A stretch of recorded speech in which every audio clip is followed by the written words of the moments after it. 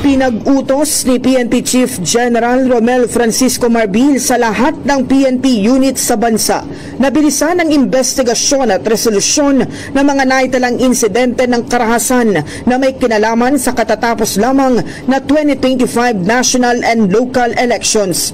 Umabot sa 77 ang validated election-related incidents ang naitala ng PNP sa iba't ibang bahagi ng bansa. Mahigpit na direktiba ni General Marbil sa mga regional at provincial directors na regular na mag-ulat sa progreso ng mga kaso at tiyaking mapapanagot ang mga sangkot sa ilalim ng batas. Bagamat mas mababa ang bilang ng ERIs ngayong taon kumpara sa mga nakaraang halalan, binigang diin ni Marbil na hindi dapat baliwalain kahit isang kaso ng karahasan. Kasabay nito, hinimok ng PNP ang publiko na makipagtulungan sa mga otoridad at agad na magsumbong ng anumang impormasyon na maaaring makatulong sa investigasyon sa pamamagitan ng mga himpilan ng pulisya o sa kanilang official hotline.